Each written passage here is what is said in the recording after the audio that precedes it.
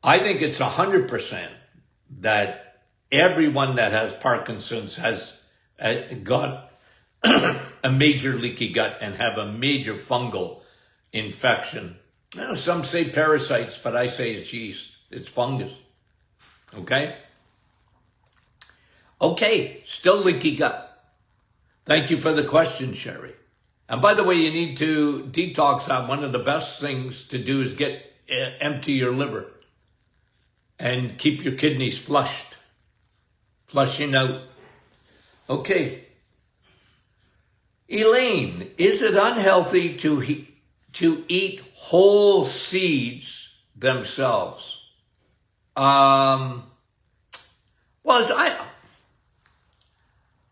You're not a chipmunk and you're not a squirrel, okay? So, I'm not saying you can't have any seeds. You know me, I like flax seeds because of lignans and what they do to lower estrogen, which is a big problem in our society today. Men and women, way too much estrogen in the world because there's too many xenoestrogens. See, I get back to the environment again.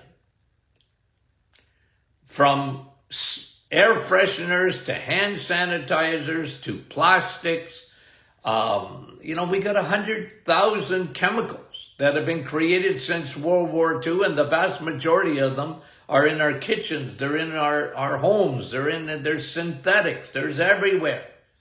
There's pesticides, herbicides, they're all over the place. They're in our food. It's in the water. Good luck trying to get rid of all of it. You can't.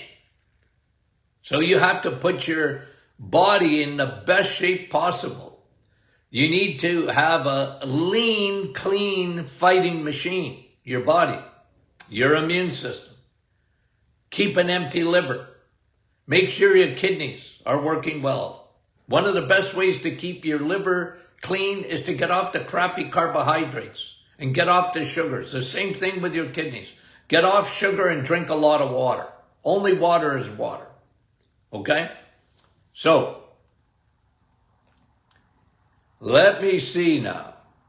Okay? Now you can, Elaine. I got on sidetrack because coming back to seeds. The problem with seeds, okay? And like I said, I love flax seeds because they block extra estrogen. The problem with seeds is that your large intestine, is not made for that. Okay? And I think it's one of the reasons people eat too much salad and too many seeds, and that can be really hard on, it's one of the reasons that we see so much diverticulosis today. I used to get patients come in. They had diverticulosis and maybe even had bouts of diverticulitis, and their little pouches in the colon. And I say, well, you know what? You're not a rabbit. You're not a squirrel. You're not a chipmunk. Why are you eating so much salad?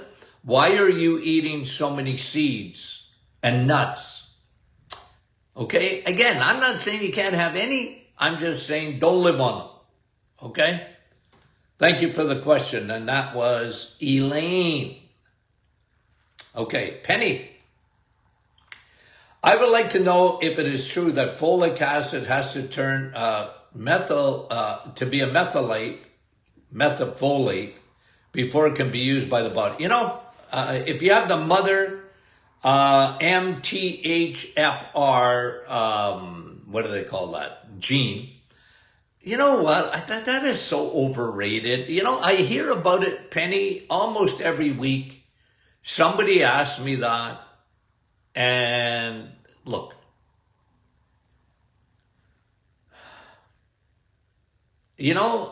sometimes, the internet is wonderful, and so is, Google and all that. They're wonderful things, okay? So I'm not even suggesting for a minute you get rid of all that stuff.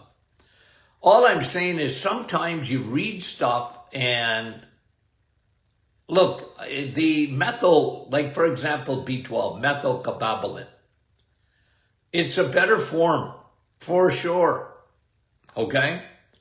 And you absorb it better. But if you have that gene, like what did they do before they even tested you for the gene? Like to me, now it's too much. And people are, like, like some people make a federal case out of that and I don't, okay? Like, if you eat good, and look, our multi-nutrient, everything's chelated in there, it's good for you. The folic acid, no. Anyway, I just think that's overrated, Penny, and that's me. Tony, I'll never forget your name, Tony. And this may be a girl. Can I relieve sciatic pain from your lower back? Yeah, no fun, eh? Sciatica is no fun, okay? Think of your sciatic nerve, okay? It is the biggest nerve in your body. It is huge. And I'll tell you, when that thing becomes inflamed, there's almost no pain like it. It is horrendous, okay? And I would be on all natural inflammatories, anti-inflammatories, like curcumin, Navital.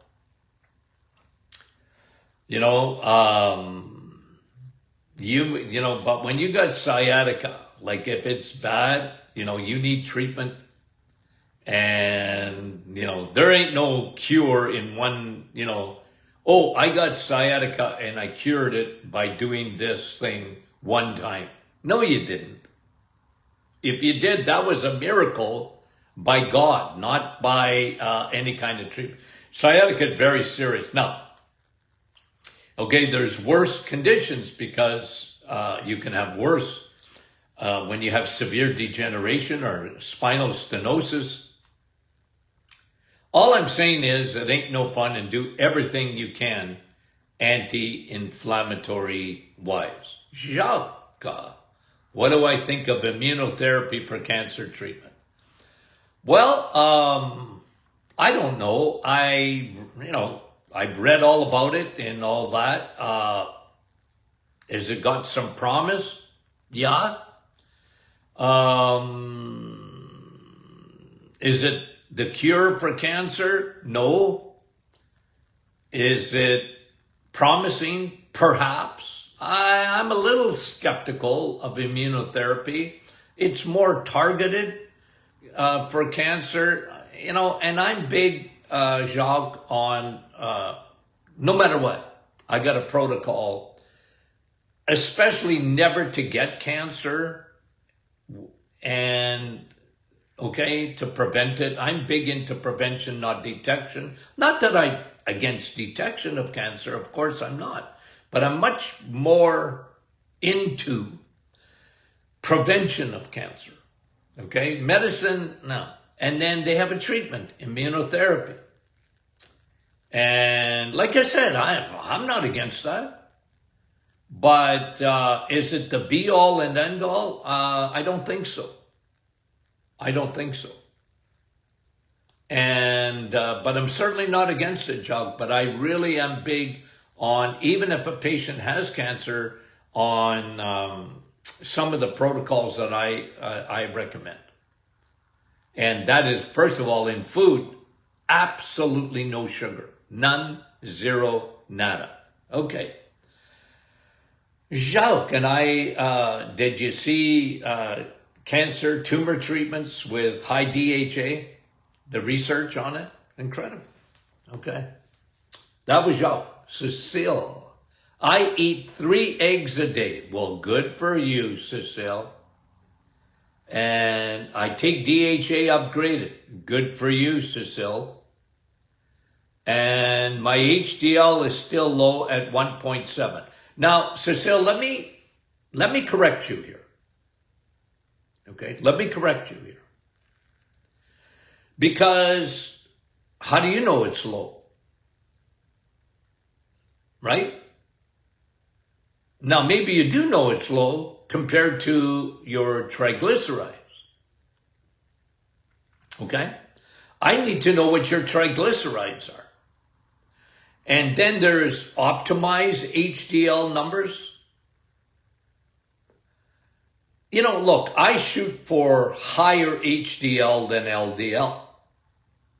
Okay? I want to know your numbers. So, like, post your numbers. If you posted it here, post me your, go on the private Facebook group and give me your triglycerides, because you're saying something to me at 1.7 and maybe they're low compared to your triglycerides.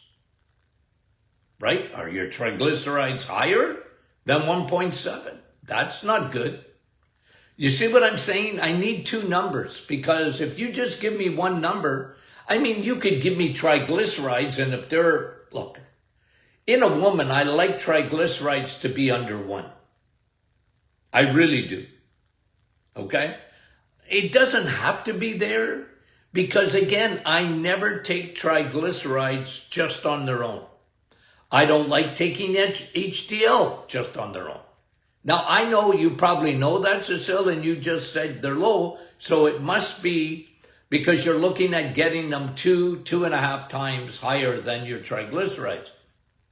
I'm pretty sure you're thinking that, but I don't know that for sure, and I want you to send me your post it. You, like I said, if it's you don't mind putting it public, post it so that I can look at it, and then I'll give you a better idea. You're doing the things to get your HDL up already. Eat a lot of eggs, meat, and cheese. But I need to know your other number. Thank you.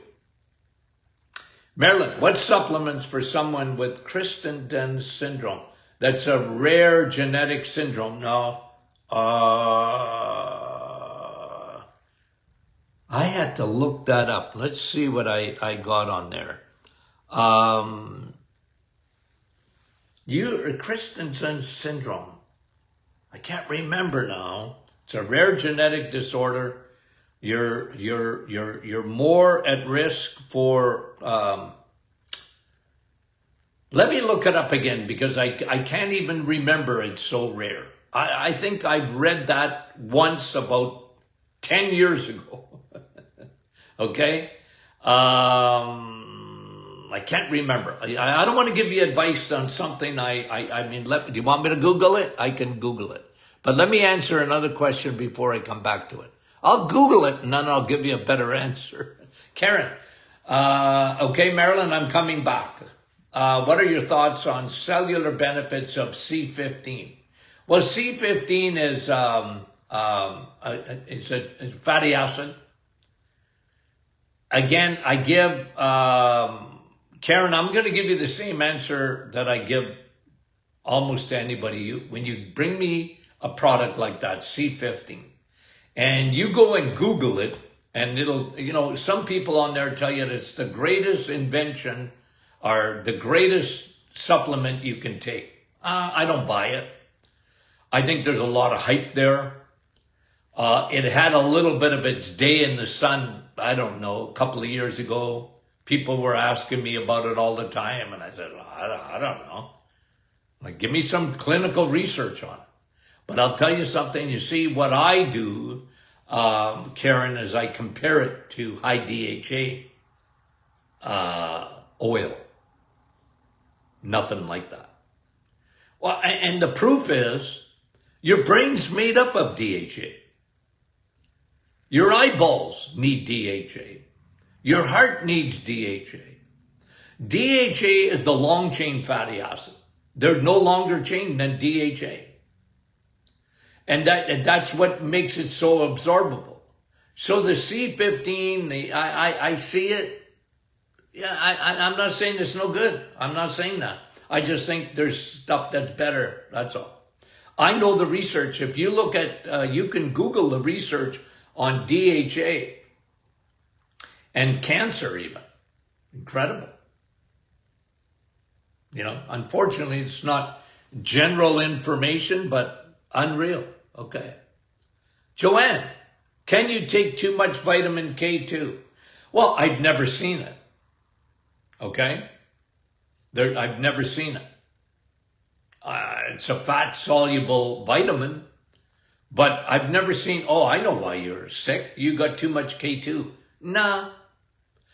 Remember, the best way to get K2 is to eat K2. When you eat an egg, you get vitamin K2.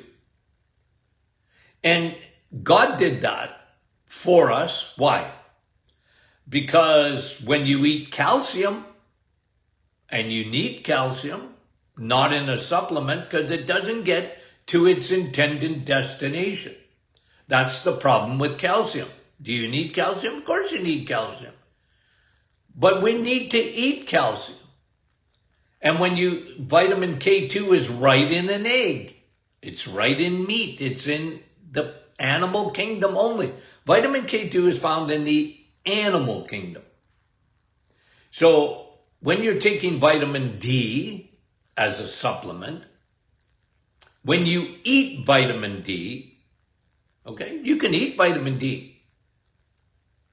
Eggs, meat, and cheese, vitamin D. The sun is the best, but you can eat it. And the problem with eating vitamin D, okay, is you better do it every day. Otherwise, you're not going to get enough. And that's why I'm a big guy on supplementing with vitamin D. Okay?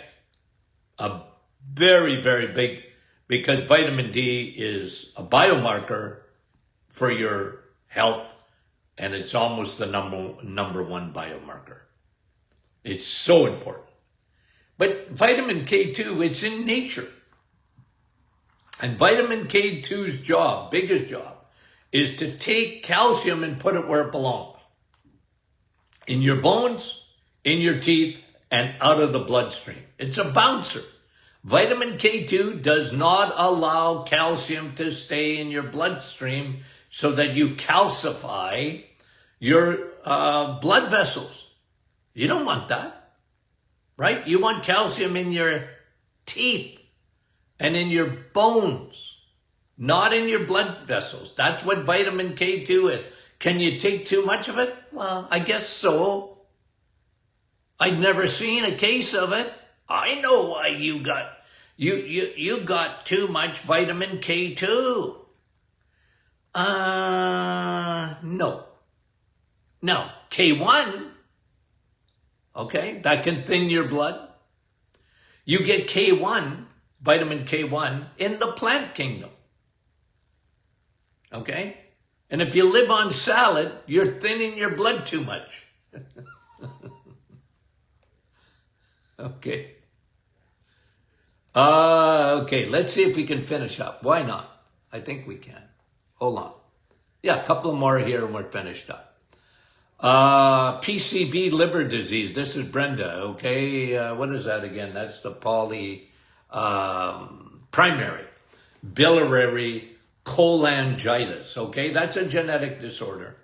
But if I had that, Brenda, okay, if I had a diagnosis, keep your liver clean. Lay off the sugars. Lay off the crappy carbohydrates. Because it's an autoimmune disease, leaky gut, leaky liver. Fix leaky gut. Probiotics. Bone broth. Again, get rid of the yeast in your body, the fungus that the Trojan horse came into your body, all of the above. Drink lots of water. Keep your kidneys flushing. Keep your liver empty. There you go. It's a rare disorder, but I have seen it a few times in my practice. Low gluteal tendinopathy. I think this is 2 weeks in a row that people have asked me that. But Lo is she saw an ad for probiotic in postmenopausal women. Well, probiotics are for everyone. And yeah, in postmenopausal women, probiotics, certain strains do different things. They help. Your gut's connected to everything. Now, gluteal tendinopathy, that's a problem, can happen because of hormones. You get a real weakness in your glutes, your bum muscles. Okay? Have you ever injured a glute? No fun, right? You can hardly sit down. And you go for a ride and you're trying to get off the injury, your bum, your glutes. I've seen tearing in there. Okay? Get at it. Deep massage. Get somebody that knows what they're doing. Anti-inflammatory, and hip pain goes through the roof when they eat eggs or soy. That's interesting. Eggs shouldn't bother you, but if they do, then avoid. Soy, I'm not big on soy. It'll elevate your estrogen. Okay, Andrea. CT scan of her adrenals, her daughter. Okay, she may have adrenal exhaustion, possible. What is your protocol? Well, listen, I wrote a whole book on adrenal exhaustion. Chronic fatigue syndrome is adrenal exhaustion. Okay, my protocol is everything I talk about. Get off the sugars. Get off the crappy carbs. Eat much more eggs, meat, and cheese. Okay? Very, very important.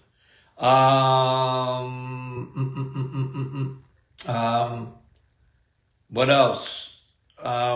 Usually their sleep is affected. What you can do, Andrea, send me some more details of your daughter at info@martinclinic.com. I can share with you the rest of my protocol, but they had leaky gut, so I had to fix that with probiotics. Like I said, they usually got a major fungal infection. Could be to antibiotic use when they were younger. Very common. And you got to regenerate that body. And one of the best ways is the reset. If you can get an 18-year-old to really take care of food, it'll make a big difference. Okay. And then Babita, what can be done with low sodium? What causes low sodium? Usually Addison's. Look, Babita, this is important, okay? You could have low sodium levels and it not even bothering you. I need to know that because, usually doctors, when they see low sodium, they're thinking Addison's, that's adrenal, by the way. Cushing's, that's adrenal, by the way. Okay? The adrenal glands. But that's a disease. So are they worried about that? Another reason you can get, are you getting diarrhea? Are you vomiting? That can give you low sodium. Give me a little bit more information, Babita, and then I'll be able to give you a better answer. Okay, I'm going to look up one thing because I can't remember. And if you can bear with me here, what is it? Christianson, right? Christianson's, okay. It's a rare genetic disorder, primarily affecting males, causing, yes. See, I read about it a long time ago, and intellectual disability, speech, neurological, and behavioral issues. Okay, yes. Look, those are people, it's almost like you treat them like autism.